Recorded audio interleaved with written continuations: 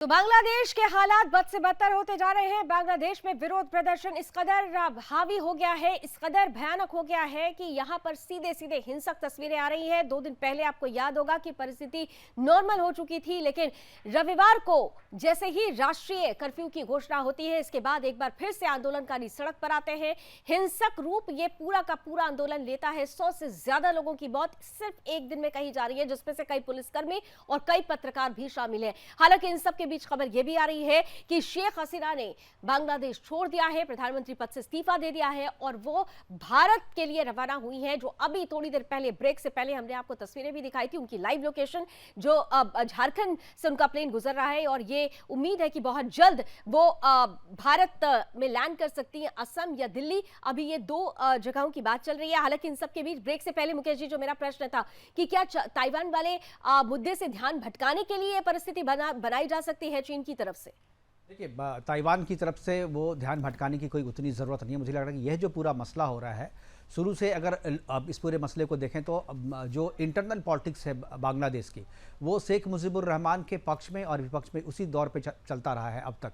और अभी जो जो दूसरी पार्टी वहाँ पर है बांग्लादेश में, वो सेना की मदद से और वो कट्टरपंथियों, पाकिस्तान के कट्टरपंथियों के संपर्क में है और उन्हीं के नेतृत्व में या उन्हीं के इशारे पे ये आंदोलन खड़ा किया गया है। क्योंकि इसमें शुरू में ऐसा लोगों को लग रहा था कि ये आंदोलन जो है वो आरक्षण के को हटाने के लिए है और जनता इसमें भाग ले रही है। लेकिन बाद में जब जनता जब शांत हो गई, उनकी मांग को जब मान लिया गया, और क्योंकि लोगों को लग रहा था कि ये जनता जो है इनकी मांग को सरकार शेख हसीना मानेगी नहीं, और उसके बाद जो है इसी आंदोलन का सहारा लेकर के जो वो तख्ता पलट कर दिया जाएगा और शेख हसीना को टारगेट कर लिया जाएगा। लेकिन जब 2 दिन पहले आरक्षण के इस मांग को मान लिया गया और सुप्रीम कोर्ट ने भी हस्तक्षेप करके आरक्षण को की सीमा को 30% से घटा करके 5% और 5% के भीतर भी 3% और 2% की 2 कैटेगरी बना दी थी, तो उसके बाद से कोई विषय रह नहीं गया। तो लोगों को, जो लोग इस आंदोलन को फ्यूल दे रहे थे, जो लोग इसमें घी डाल रहे थे, उन लोगों को लगा कि जो टारगेट था, जो पर्पस था, वो पर्पस उनका पूरा नहीं हुआ। तब उसमें खुले तौर पे जो है इसमें आतंकवादी और कट्टरपंथी लोग जो है वो उसमें घुस गए और उसके बाद ही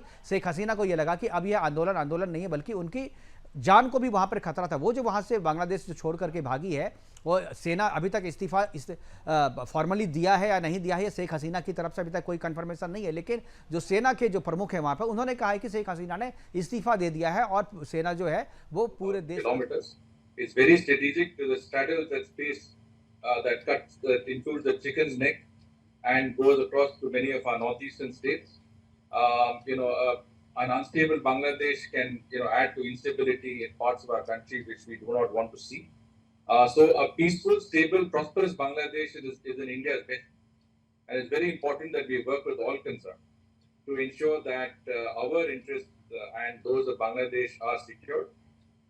I would think that, the developments that have occurred have been really, to avoid further bloodshed, because it was clear that had the status quo remained, it would have resulted in, significant uptake in the violence. Ultimately, it's in our interest to ensure that there is peace and stability in our neighboring countries. So I think those developments, recent developments have, played out in a practical manner.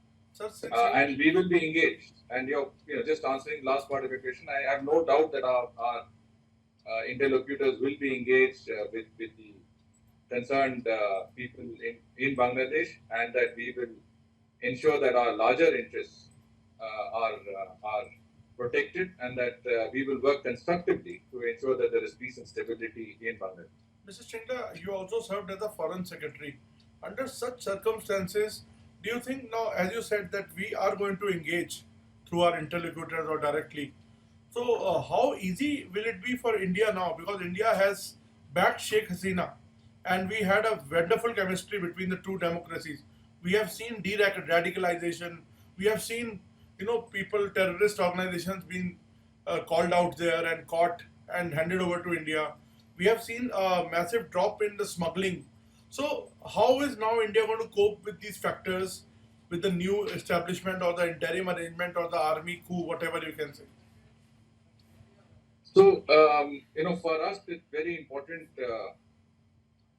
to, be engaged with Bangladesh. We had a very, very good relationship with the government of Prime Minister Sheikh Hasina. there's been a huge amount of development, positive developments that have been possible under her government. But at the end of the day, the relationship is based on a people-to-people contact. There's a strong people-to-people connect. We have strong ties across the board in a multifaceted manner in Bangladesh's society. And we will engage any political or any other organization that we need to in the furtherance of our larger interests and those of Bangladesh. Sir, but I was reading some of the articles in the Bangladeshi press. They are saying that it is Sheikh Hasina's closeness with India and anti-India sentiments which has also contributed to the situation. Well, I mean, there will always be people who will be inimical to our interests, and these are people who trace their, origin back to the time that they backed Pakistan in 1971, and their descendants continue to back, radical and fundamental interests in that country. I don't think we need to be concerned about that strain of thought. The average Bangladeshi knows that India has always acted in the best interest of Bangladesh. Whatever we have done in our mutual benefit of both our countries, and we will continue to do that. I mean, it's an exceptional relationship where I think India has assisted Bangladesh and Bangladesh has assisted India. And I think if the country is to progress and if we have to move forward, I think that relationship of mutual benefit, a relationship that seeks to cooperate constructively rather than to confront each other, I think will work in the best interest of the people of both our countries. Mr. Singla, my last question. Do you think Ms. Hasina will be given shelter in India, or she'll be staying here, or she'll be fleeing to some other country? It's difficult for me to say. I mean, keep in mind that Sheikh Hasina was here right from 1975 till about 1979 or so, when she went back to her country after the assassination of Sheikh Mujibur Rahman, her father. So India has never denied safe haven or asylum to those that have been in our neighborhood. But my own sense is that there are many other places the Prime Minister may choose to go. So it's difficult. We can only speculate at this point. Sir, I will just ask one or two questions in Hindi. Shringla साहब, ये जो बांग्लादेश में हम स्थिति देख रहे हैं, हमने देखा वहाँ के प्रधानमंत्री ने लगता है कि इस्तीफा दे दिया है, ऐसी रिपोर्ट्स आ रही हैं। और इस वक्त की बड़ी और अहम खबर यह आ रही है, बांग्लादेश के सेनाध्यक्ष ने बड़ी घोषणा कर दी है। बांग्लादेश की परिस्थिति को देखते हुए देश की जिम्मेदारी मैं लेता हूं, सेनाध्यक्ष की तरफ से यह बड़ी घोषणा की गई है। सेनाध्यक्ष ने फायरिंग रोकने का आदेश दिया है, सेना और पुलिस को फायरिंग रोकने का आदेश दिया गया है। सेना अध्यक्ष ने यह बड़ी घोषणा कर दी है कि देश की जिम्मेदारी मैं लेता हूं, जो परिस्थिति है उस पर पूरी तरह से रोक लगाने के लिए कहा जा रहा है कि कम से कम सेना और पुलिस की तरफ से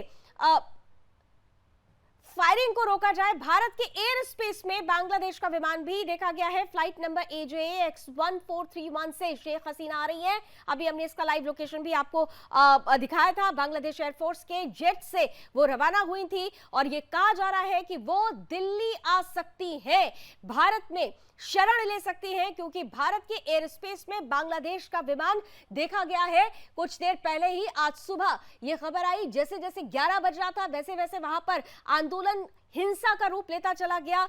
ढाका पैलेस पर आंदोलनकारियों ने हिंसक प्रदर्शन पहले उसके सामने शुरू किया और फिर ढाका पैलेस को पूरी तरह से उस पर अटैक किया, उसे अपने जद में लिया और इसके बाद प्रधानमंत्री को वहां से निकलना पड़ा। प्रधानमंत्री पद का इस्तीफा दे चुकी हैं उस पद से शेख हसीना और भारत की तरफ वो रवाना हुई है। ये कहा जा रहा है कि फ्लाइट नंबर जो आपके सामने दिखाया जा रहा है उससे वो भारत की तरफ रवाना हुई है और उनका यही प्लेन, यही जेट भारत में देखा गया है। लाइव लोकेशन इस वक्त हम आपके सामने शेयर कर रहे हैं। कुछ देर पहले ये लाइव लोकेशन झारखंड का था और अभी ये लाइव लोकेशन सीधे हम आपको दिखा रहे हैं और ये कहा जा रहा है कि दिल्ली की तरफ वो आ सकती हैं, शेल्टर लिया जा सकता है उनकी तरफ से दिल्ली, क्योंकि खासतौर से दिल्ली और बांग्लादेश के जो संबंध हैं वर्तमान सरकार के में अगर देखें, भारतीय जनता पार्टी नीति सरकार, प्रधानमंत्री नरेंद्र मोदी और शेख हसीना को वो बहन मानते हैं, राखी भेजती हैं वो हमेशा।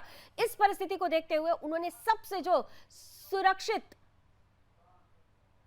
ठिकाना है वो भारत को ही चुना है। लाइव लोकेशन जो हम तक अभी ये पहुंच रहा है, सीवान से गुजर रहा है उनका ये जेट, यानी बिहार से सीवान से गुजरता हुआ ये नजर आ रहा है। मुकेश जी, खास तौर से क्योंकि ये लाइव लोकेशन हम लगातार दिखा रहे हैं और 3 जगहों का नाम बार बार आ रहा था कि आ तो वो भारत ही रही है, क्योंकि भारत ही उनके लिए सबसे सुरक्षित ठिकाना है। अगरतला, आसाम या दिल्ली? देखिए, दिल्ली मेरे ख्याल से उनके लिए सबसे सुरक्षित ठिकाना होगा और चूंकि अभी भारत की एयर स्पेस में वो आ चुकी है, तो मुझे लग रहा है कि अब वो सुरक्षित कह सकते हैं कि वो अब सुरक्षित है, क्योंकि बांग्लादेश में वो सुरक्षित नहीं थी, इसीलिए उन्हें अचानक जो है वहाँ से भागना पड़ा। एक तरीके से कहें जो उन्होंने शरण लेने के लिए यहाँ पर, और निश्चित तौर पर ये देखिए ये तत्काल एक दिन का डेवलपमेंट नहीं है, इसके लिए भारत के लोगों से भी, भारत में जो लोग हैं उनसे उनकी बात हो रही होगी, जो पॉलिटिकल लोग हैं, टॉप के जो लोग हैं, जो आईबी के जो लोग हैं, उनसे उनकी बात हो रही होगी और उनकी जो अपना जो उनका बांग्लादेश में जो उनका सिस्टम है वो भी उनको इस बात की सूचना दे रहा हो कि अब यहाँ पर आपका रहना जो है वो ठीक नहीं है या आप सुरक्षित यहाँ पर नहीं हो सकते, इसीलिए वहाँ पर से उन्होंने ये फैसला किया अपना देश छोड़ने का। लेकिन जो सेना अध्यक्ष ने जो अभी घोषणा की है कि मैं देश की जिम्मेदारी लेता हूँ, ये मुझे लग रहा है कि देश की जिम्मेदारी सेना के हाथ में छोड़ के गई है। और इससे पहले जो प्रेस कॉन्फ्रेंस में उन्होंने जो कि मीडिया पे आ रहा है, हालांकि उनका प्रेस कॉन्फ्रेंस सामने सीधे तौर पर हम लोगों ने लाइव नहीं देखा, लेकिन जो जानकारी मिल रही है उसमें उन्होंने सेनाध्यक्ष ने जो कहा है कि मैं शेख हसीना का इस्तीफा हो गया, लेकिन शेख हसीना का इस्तीफा हो गया है तो इस्तीफे को भी दिखाना चाहिए, लेकिन मुझे नहीं लग रहा है कि शेख हसीना का इस्तीफा हुआ होगा या शेख हसीना इस्तीफा देने के बाद वहां पर गई, या हो सकता है जो एक हालांकि शेख हसीना के बेटे हैं, उन्होंने ये जरूर अपील की थी सेनाध्यक्ष से ही और सेना से उन्होंने आग्रह किया था कि किसी भी ऐसी पार्टी को सत्ता में नहीं आने दीजिएगा जिनको चुना नहीं गया हो, इसलिए आपको संभालना है देश। तो क्या ये माना जाए कि उस बात को ही आगे बढ़ाया गया है? पहले देखिए, अभी जो स्थिति है वहाँ पर जिस तरीके से पूरा बांग्लादेश जल रहा है, तो ऐसे में तो किसी चुनी हुई सरकार ने जब इस्तीफा दिया है तो दूसरी सरकार तभी आएगी जब कोई चुनाव होगा, और जब तक कोई चुनाव नहीं होता तब तक तो ऑटोमेटिकली संवैधानिक तौर पे ही जो है आपको राष्ट्रपति शासन जो है देश में लगता है और वहाँ पर सेना ही सत्ता संभालती है। इसलिए ये तो नेचुरल प्रोसेस है कि अगर इस्तीफा दिया है तो जो सेना है वही सत्ता को संभालेगी जब तक कि सिचुएशन नॉर्मल नहीं हो जाता और जब तक चुनाव कराने लायक सिचुएशन जो है सामान्य नहीं हो जाता। तो ये तो नॉर्मल प्रोसेस है, लेकिन अब यह है कि सेना अगर अपने हाथ में सत्ता को ले लिया है तो सेना चाहेगी कि सत्ता को फिर से चुनाव की स्थिति देश में बने और जो हस्तांतरित किया जाए, जो नई जो सरकार बन के आई। लेकिन शेख हसीना के बेटे के बयान के संदर्भ में अगर आप इस इलाके के बारे में, क्योंकि मुकेश जी आप ज्यादा जानते हैं, जो लाइव लोकेशन हम तक बार बार आ रहा है, सोन नदी क्रॉस कर रहा है उनका ये जेट। तो बिल्कुल देखिए, दिल्ली की तरफ ही आप जो लोकेशन आप बता रही हैं, जिस तरीके से पहले झारखंड आया, झारखंड के बाद से वो बिहार में प्रवेश किया, सीवान से लेकर के सोन नदी अभी किया कर रहे थे, इसके बाद जो है ये उत्तर प्रदेश में बलिया क्रॉस करके जो है ये सीधे जो है दिल्ली की तरफ ही ये लोकेशन जो है आपको आता हुआ दिखाई दे रहा था। मुझे लग रहा है कि वो दिल्ली ही आएंगी और दिल्ली में ही यहाँ पर जो है वो चर्चा होगी, क्योंकि एक चीज़ जो टेक्निकली जो बात मैं पहले भी कह रहा था और हमारे जो दूसरे एक्सपर्ट हैं मैं चाहूँगा कि वो भी इस पर अपनी राय दें कि टेक्निकली अभी शेख हसीना अगर इस्तीफा दे दिए, हालांकि आधिकारिक तौर पर इस बात की पुष्टि बांग्लादेश की तरफ से जो है जो सेना प्रमुख है उन्होंने की है, लेकिन अगर मुझे लगता है कि शायद वो इस्तीफा नहीं भी दी हो और सिचुएशन को कंट्रोल करने के लिए सेना अध्यक्ष ने इस बात को कहा कि वो इस्तीफा दे, लेकिन चूंकि वो देश छोड़ रही है तो हो सकता है कि वो इस्तीफा दे भी दे। अगर इस्तीफा देने के बाद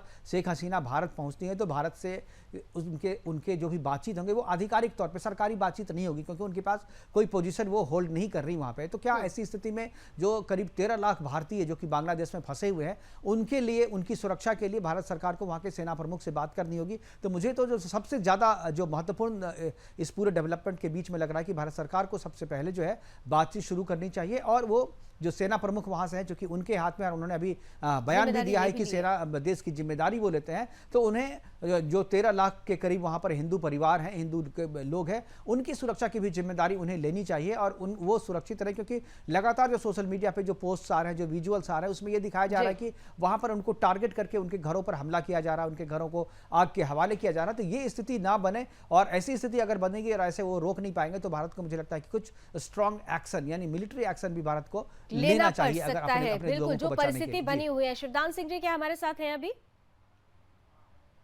मैं हूं। बिल्कुल बिल्कुल कर्नल सर, आपका वीडियो एक्चुअली हम तक नहीं पहुंच रहा है, आपकी आवाज जरूर हम तक आ रही है। ये जो पूरी परिस्थिति, जैसा कि मुकेश जी बता भी रहे हैं कि महत्वपूर्ण ये हो जाता है कि पहले ये क्लियर हो जाए कि शेख हसीना उन्होंने इस्तीफा दिया या नहीं दिया। हालांकि ये जरूर कहा जा रहा था कि उन्होंने इस्तीफा दे दिया, और जहां तक ये भी जानकारी आ रही थी कि वो देश छोड़ने से पहले एक वीडियो रिकॉर्ड करना चाहती थी और देश के नाम वो संदेश देना चाहती थी, लेकिन मौका नहीं मिल पाया। इन सबके बीच में उनका भारत आना और भारत सरकार से अब क्या वो औपचारिक बात हो पाएगी, और और अगर ऐसा नहीं, और जैसा कि अभी सेनाध्यक्ष ने जिम्मेदारी ले ली है कि अब देश की जिम्मेदारी मुझ पर है, तो क्या भारत सरकार को डायरेक्ट अब सेनाध्यक्ष से, बांग्लादेश सेनाध्यक्ष से बात शुरू कर देनी चाहिए? देखिए, जिस प्रकार से वहां के सेना प्रमुख ने सत्ता को संभाला है, ये एक प्रकार से बांग्लादेश में मार्शल लॉ लग गया है। सेना का सत्ता संभालने का मतलब है कि वह मार्शल लॉ का लगना। जब भी पाकिस्तान में सेना ने सत्ता संभाली, वहां पर मार्शल लॉ लगाया गया था, और मार्शल लॉ डिक्टेटर टाइप का होता है। इसमें जरूरी नहीं है कि बांग्लादेश में जल्दी चुनाव हो संभाले, जैसा कि पाकिस्तान में होता रहा है। तो ये क्योंकि पाकिस्तान की आईएसआई ने सब काम कराया है, इसलिए उनके ही हिसाब से पाकिस्तान के आईएसआई का बना हुआ पूरा डिजाइन है, जिसके द्वारा वहां की सेना ने अपना तेवर वहां के प्रधानमंत्री को दिखाए, और प्रधानमंत्री को, क्योंकि वहां एक छोटा सा देश है, प्रधानमंत्री ने अपनी जान को खतरा समझते हुए वहां को बांग्लादेश को छोड़ा और भारत को शरण ले रही है।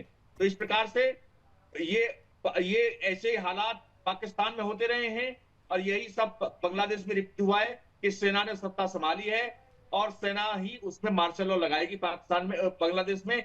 और ये इंडेफिनिट पीरियड, मतलब इसका कोई निश्चित कार्यक्रम नहीं होगा कि आप इमीडिएटली इलेक्शन हो करे वहां की सेना या सब दूसरी पार्टियों को कर्नल से यहाँ पर एक चीज समझाइए, एक चीज मुझे समझाइए, और हमारे दर्शक भी ये जानना चाहेंगे। मार्शल लॉ लग गया, परिस्थितियां ये बता रही हैं, लेकिन मार्शल लॉ लगते ही अगर सेनाध्यक्ष ये भी कहते हैं कि फायरिंग नहीं करेगी सेना, पुलिस फायरिंग नहीं करेगी, कोई फायरिंग नहीं करेगा, तो क्या मतलब ये मान लिया जाए कि उन सेना के सत्ता में आते ही, मार्शल लॉ लगते ही जो प्रदर्शन हिंसक हो रहे थे वो रुक जाएंगे? क्या यही एक मकसद था कि शेख हसीना गद्दी से उतर जाए? आइए इन सबके बीच एक और बड़ी खबर आ रही है। बड़ी खबर यह है कि बांग्लादेश के आर्मी चीफ वकार का बड़ा बयान आया है, हम राष्ट्रपति के पास जाएंगे। यानी जो बात अभी मुकेश जी आप कह रहे थे, राष्ट्रपति शासन, सेना बनाएगी अंतरिम सरकार, आर्मी चीफ का ये बड़ा बयान आ रहा है। देश में शांति बहाली कराएगी सेना। सेना अध्यक्ष ने अभी थोड़ी देर पहले ये बयान दिया था कि जिम्मेदारी अब देश की मेरे ऊपर है, और अब ये खबर आ रही है कि अब बांग्लादेश के आर्मी चीफ का साफ तौर पर ये कहना है कि वो राष्ट्रपति से मिलेंगे, राष्ट्रपति के पास जाएंगे, शांति बहाली का प्रयास शुरू किया जाएगा, सेना ही अंतरिम सरकार बनाएगी और बांग्लादेश में शांति लेकर आएगी। तो जैसा कि मेरा प्रश्न भी कर्नल सर यही था कि क्या सेना के सत्ता में आते ही ये सारे विरोध प्रदर्शन रुक जाएंगे? मुझे लगता है कर्नल जी तक हमारी आवाज नहीं पहुंची। मैं मुकेश जी आपके पास ये सवाल लेकर आती हूँ। जैसा कह रहे हैं सेना प्रमुख कह रहे हैं कि राष्ट्रपति के पास जाएंगे। देखिए वहाँ का जो डेमोक्रेटिक जो संविधान है बांग्लादेश का, उसके हिसाब से जो संवैधानिक प्रमुख जो है वो राष्ट्रपति है। अब राष्ट्रपति के पास मिल करके जाकर के राष्ट्रपति को शांत करने के लिए किया जाएगा, या राष्ट्रपति के हाथ में सत्ता सौंपी जाएगी, ये बहुत बड़ा सवाल है। अगर राष्ट्रपति के हाथ में सत्ता सौंपी जाएगी तो ये वहाँ की जो प्रक्रिया है कि अब जब तक चुनाव नहीं हो तब तक राष्ट्रपति शासन होगा। लेकिन अगर सेना अपने हाथ में शासन रखती है, जैसा कि इस देश की जिम्मेदारी मेरे पास है, सेना ने कहा, तो इसका मतलब क्या है? ये कि सेना अगर जब राष्ट्रपति शासन होता है तो देश की जिम्मेदारी जो है राष्ट्रपति के पास होती है, पुलिस ही होती है वहां पे, और लेकिन सेना का एक्टिव रोल नहीं होता राष्ट्रपति शासन में, पुलिस ही होती है। केवल प्रधानमंत्री के बदले जो है राष्ट्रपति जो है वो निर्देश देता है। लेकिन सेना प्रमुख जब यही कह रहे हैं कि देश की कमान हमारे हाथ में है, तो इसका मतलब है कि राष्ट्रपति की भूमिका भी वहां पर सीमित कर ली गई है, और वो एक तरीके से मैं कहूंगा कि ये तख्ता पलट है। और ये मार्शल लॉ अगर लागू किया गया है तो ये तख्ता पलट है। तब मुझे लगता है कि फिर से डेमोक्रेसी की बांग्लादेश से बहाल होने के लिए टाइम लग जाएगा, और मुझे नहीं लगता है कि जो सेना जिसने इस सिचुएशन का फायदा उठा करके सत्ता अपने हाथ में ले ली, वो इतनी जल्दी चाहेगा कि वहां पर चुनाव करवा करके सत्ता जो है डेमोक्रेटिक तरीके से हस्तांतरित किया जाए। मुझे लग रहा है कि ये जो सिचुएशन है, जैसा कि आशंका पहले से हम लोग जता रहे हैं कि ये पाकिस्तान समर्थित जो आईएसआई जो है वो आईएसआई समर्थित ये जो पूरा आंदोलन खड़ा किया गया है, और बांग्लादेश पे कब्जा करने का, यानी चूंकि बांग्लादेश जो है वो अपना पाकिस्तान है वो अपने आप को कभी उससे अलग नहीं कर पाया। तो ये जो पूरी लड़ाई है, मुझे लगता है कि चीन की मदद से आईएसआई जो है वो बांग्लादेश पे अधिकार करने की यह लड़ाई लड़ रहा है, और वहां पर राष्ट्रपति शासन के बदले अगर वहाँ पर मिलिट्री का शासन होता है तो ये माना जाएगा, जहाँ तक मेरा अनुमान है, जो इनपुट्स हैं, जो सिचुएशन के आधार पर आप जो कंक्लूड करना चाहेंगे उसमें यही है कि अगर वहाँ पर मार्शल लॉ लगता है तो निश्चित तौर पर कहेंगे कि ये आतंकियों के हाथ में सरकार है। और ये जान लीजिए कि बांग्लादेश अफगानिस्तान बनने की तरफ, सीरिया बनने की तरफ जो है बढ़ चुका है। और अगर ऐसी परिस्थिति होती है तो वाकई ये भारत के लिए बहुत खतरनाक होगी, क्योंकि हमने अभी एक नहीं दो दुश्मन अगर हम देखें तो चीन और पाकिस्तान, दो मोर्चे पर हमारे सामने दो बड़े दुश्मन थे। और अगर बांग्लादेश में भी ऐसी परिस्थिति हो जाती है तो कर्नल सिंह, बिल्कुल हमारे लिए तीसरे मोर्चे पर भी एक दुश्मन तैयार हो जाएगा। परिस्थिति जो कह रही है, क्या आप मानते हैं, आप सहमत हैं जो बात मुकेश जी कह रहे हैं कि वाकई अभी अगर राष्ट्रपति से मिल रहे हैं अंतरिम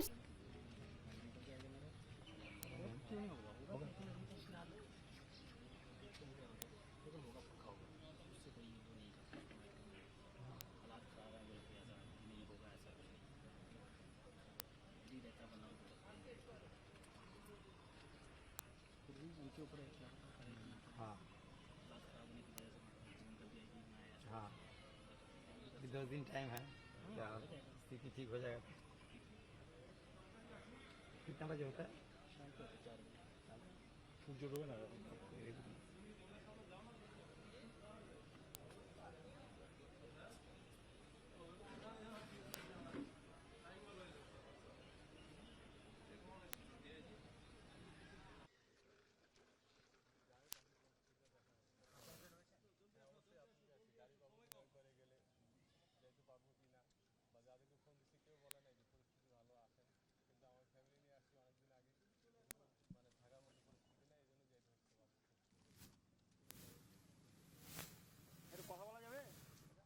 कि पूरे देश में जो है अब फैल गए हैं और उसका भुगतान जो है हम आज भी देख रहे हैं कि किस तरीके से डेमोग्राफी चेंज बांग्लादेश में, पश्चिम बंगाल में हुआ, किस तरीके से डेमोग्राफी चेंज जो है असम में हुआ, और इसका प्रभाव उनसे सटे झारखंड में भी देखा जा रहा है, बिहार में भी देखा जा रहा है, छत्तीसगढ़ में देखा जा रहा है। तो मुझे लगता है कि ये जो समस्या है, ये समस्या बांग्लादेश की अपनी अंदरूनी समस्या है। और जो मिलिट्री शासन है वो चाहेंगे कि यहाँ से जो लोग आ रहे हैं वो सामान्य नागरिक हैं या भेजे गए नागरिक हैं या भेजी गई सेना है, क्योंकि वो इसी रूप में घुसपैठिए जो है आते हैं।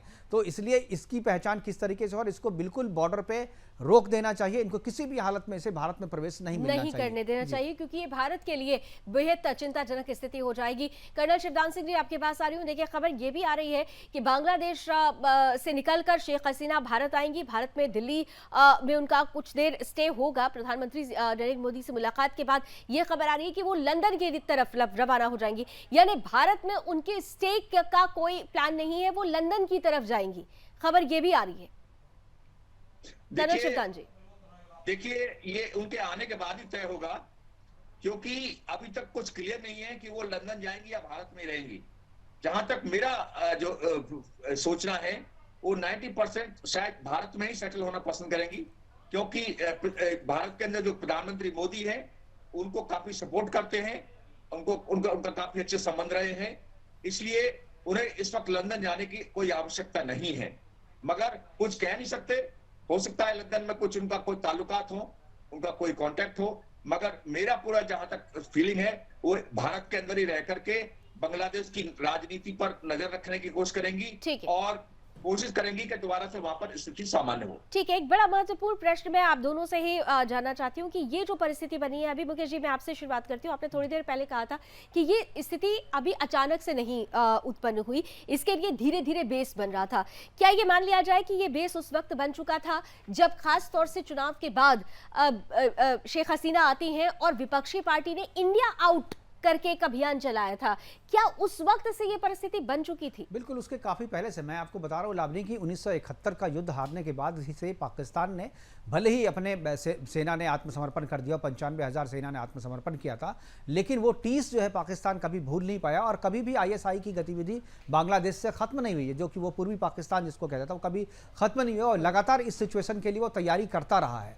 इसलिए कहिए 50 साल जो है वो करीब 50-51 साल हो गए हैं और 50-51 साल में उन्होंने कहे इस स्थिति में आकर के तख्ता पलट की स्थिति तक वो आईएसआई ने एक सिचुएशन कर दिया है। तो एक तरीके से आईएसआई के लिए तो ये बहुत बड़ी जीत है कि उसने एक जनता के द्वारा चुनी हुई सरकार को पदच्युत कर दिया, उसको भागने पे मजबूर कर दिया यहाँ से, और उसके बाद सेना के जरिए जो है इनडायरेक्टली जो है पीछे से शासन या सत्ता जो है वो अपने हाथ में ले लिया है। अब सेना प्रमुख जो वहां पर वो आईएसआई की कठपुतली बनकर के काम करेंगे, या वो खुद आईएसआई का कोई एजेंट है, क्योंकि लोग तो वही है ना लावनी। ये तो पहले पाकिस्तान ही था, तो पाकिस्तान के लोग, उनकी निष्ठा किसके प्रति है? क्या शेख हसीना के प्रति है, क्या सरकार के प्रति है, या उसकी निष्ठा में भी पाकिस्तान के प्रति है?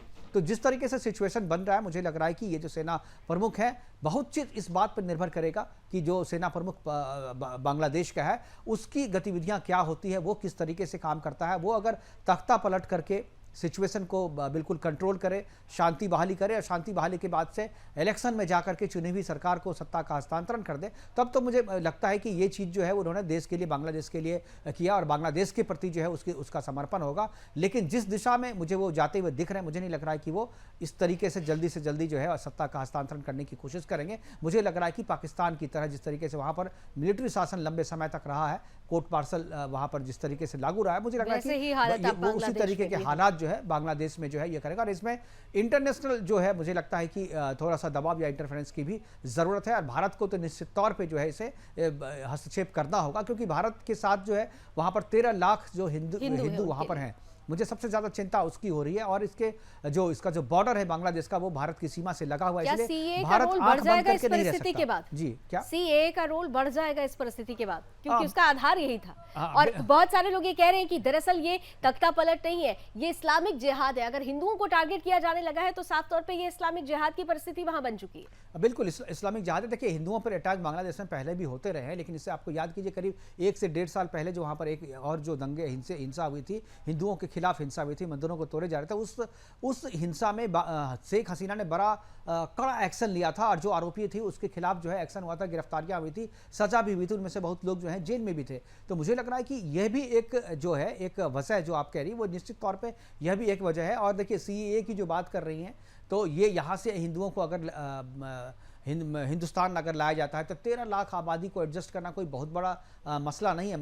बदले में भारत जो है अगर यहाँ पर जितने घुसपैठिए हैं वो बांग्लादेश को वापस कर दे, उनको डिपोर्ट कर दे, और बदले में वहाँ अपने जो हिंदू लोग वहाँ पे हैं उनको अपने देश में ला करके उन्हें सीएए के तहत नागरिकता देते, मुझे लग रहा है कि ये सिचुएशन तो सबसे अच्छा सिचुएशन होगा। लेकिन भारत से जो घुसपैठिए वो बांग्लादेश जाना नहीं चाहेंगे, वो बांग्लादेश जाना नहीं चाहते, वो यहीं पर रह करके सिचुएशन को खराब करना चाहता है, यहीं पर रह करके डेमोग्राफी चेंज करना चाहता है। उनका गजवाए हिंद का जो एजेंडा है वो उसके वो टूल किट के रूप में यहाँ पे काम कर रहे हैं, इसलिए वो तो वापस किसी भी हालत में अपने मन से जाए, आपको डिपोर्ट ही करना होगा, उसको भारत को हवाई जहाज में बिठा करके वहां पर छोड़ देना होगा। बांग्लादेश के उन हिंदुओं के साथ अब खड़ा होना होगा जो निश्चित रूप से इस वक्त सबसे ज्यादा मुश्किलों में घिर चुके हैं।